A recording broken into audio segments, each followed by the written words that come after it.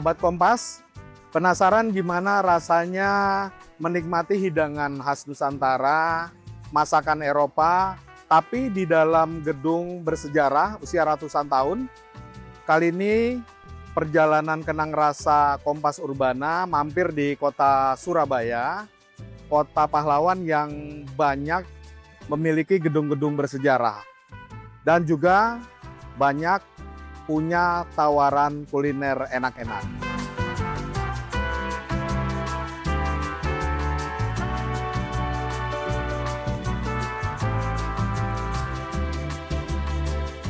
Sobat Kompas, sekarang saya sedang berada di Jalan Kebonrojo 10 Surabaya.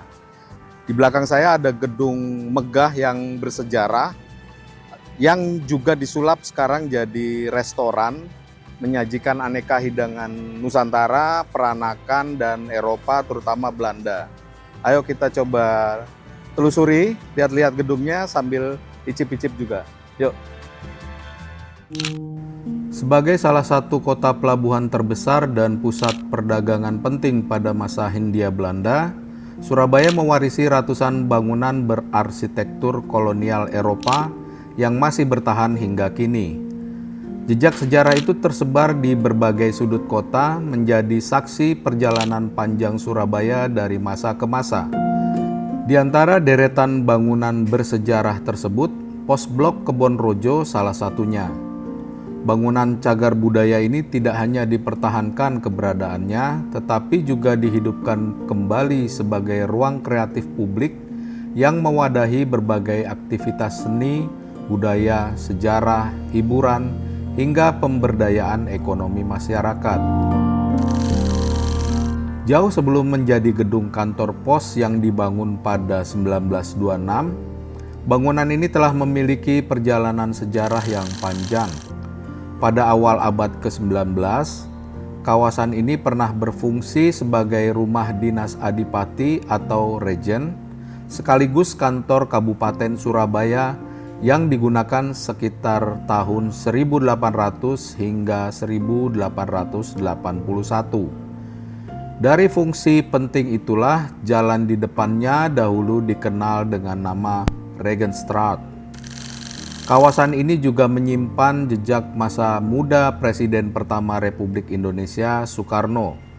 Di sekitar lokasi ini Soekarno menempuh pendidikan di HBS pada periode 1915 hingga 1920. Sebuah sekolah bergengsi yang pada masa itu umumnya diperuntukkan bagi anak-anak Eropa, kalangan bangsawan, dan tokoh-tokoh terkemuka pribumi. Begitu kita tahu, kita langsung pokoknya harus jadi nama restoran kita. Nah, Regenstraat sendiri itu namanya kawasan di sini. Jadi gedung ini dulu namanya Regenstraat, kawasan Regenstraat. Regen itu nama jalannya, Straat itu jalan dulu bahasa Belanda. Kemudian kita tambahin angka 10 karena ini Jalan Kebonrojo nomor 10. Restoran yang kita tawarkan ini restoran makanan Indonesia tapi heritage. Kenapa heritage? Jadi kita juga masukin makanan-makanan khas Belanda yang sudah kita adaptasi ke everyday taste-nya orang lokal Surabaya gitu.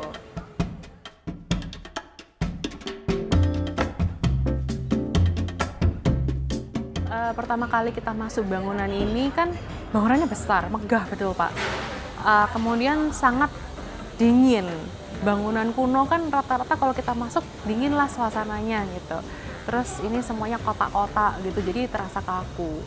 Nah, saya kan maunya harus jadi restoran karena saya pengen meneruskan itu dari food gitu. Jadi gimana caranya kita mengubah space yang kosong kotak ini menjadi space yang orang itu betah untuk di dalam, betah untuk duduk, betah untuk makan, ngajak orang lain datang ke sini rame-rame gitu. Jadi kita secara garis besar sih kita nggak ngubah terlalu banyak ya. Yang kita rubah cuman flooring, kemudian kita tambahin furniture. Semua yang di sini itu sekat-sekat yang Bapak bisa lihat itu tidak terlalu ngeblok. Jadi kita nggak nutupin bangunan yang ada existing. Pilar-pilar yang di sini adalah pilar yang existing, batu-batunya masih asli, kita nggak melakukan treatment apapun. Kemudian ada kayu-kayu di tengah ini juga semuanya asli. Kita cuman mau enhance dan membuat tempat ini menjadi lebih hangat, lebih nyaman.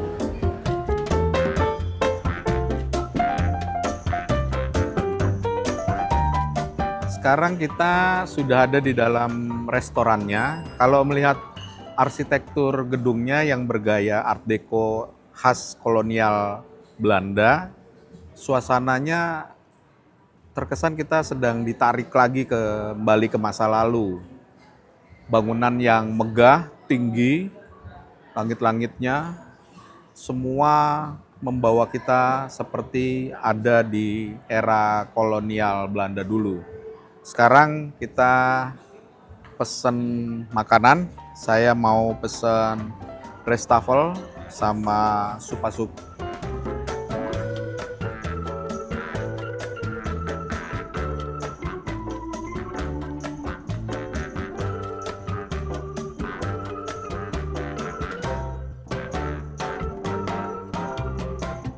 Seperti bisa ditebak, walaupun namanya Belanda, restafel, tapi rasanya khas Nusantara. Dia spicy banget.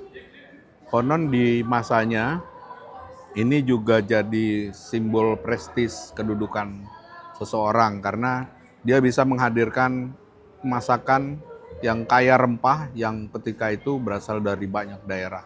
Dan nggak gampang karena transportasi saat itu kan juga masih terbatas. Jadi ketika mereka bisa menyajikan, menghidangkan, dan menikmati makanan ini itu suatu kemewahan. Dan rasanya juga enak. Sekarang kita cobain ayam gorengnya nih. Ini bagian paha, yang bagian favorit orang paling suka karena rasanya lebih gurih. Lebih enak dibanding bagian lain seperti bagian dada. Jangan lupa juga perkedel jagung. Ya, tapi kita juga mau introduce beberapa makanan yang berasal dari zaman Belanda dulu. Jadi kita ada menu Belanda, ada sup. Sup itu kan makanan yang sudah lama sekali ya. Kalau saya sih dulu kecil sering dimasakin, tiba-tiba ada sup di rumah gitu, menarik. Tapi itu masa dulu. Sekarang kayaknya jarang ada restoran yang jualan sup. Terus kita ada bitterballen, dan kita utama di sini jualnya nasi ristafel. Nasi ristafel itu sebenarnya kayak nasi campur, tapi namanya tuh ristafel karena zaman dulu pada saat Belanda di sini bilangnya tuh makanan ristafel. Makanan ristafel tuh banyak lauk, jadi zaman dulu mungkin plate up-nya kayak Padang ya, tapi lauk-lauknya tuh lauk-lauk Belanda. Nah, yang kita introduce di 10 Regenstraat ini, makanan itu kita simplify, kita bikin ini semua makanan Indonesia, masakan Indonesia, bentuknya ristafel, kita sajikan dalam satu piring dengan banyak sekali lauk. Jadi sudah ada karbonya, ada nasi, kemudian ada proteinnya. Pesan satu makanan itu sudah representatif, bisa coba menu kita macam-macam gitu.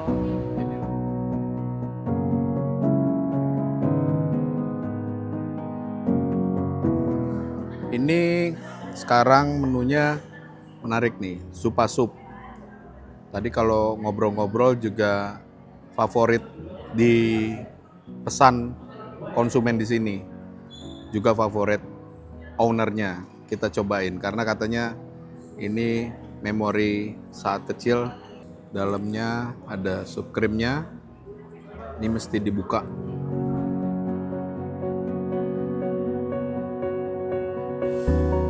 Rasanya creamy banget, pantas jadi favorit para konsumen di sini. Sup krim Belanda, khas Belanda. Dibuatnya, masaknya menarik karena dia atasnya ada puff pastry-nya. Kalau makan juga mesti disobek dulu, dibuka. Dalamnya ada sup krimnya, kental, putih, gurih. Diisi potongan-potongan daging asap, juga ada daging ayam dan pipilan jagung. Rasanya gurih banget.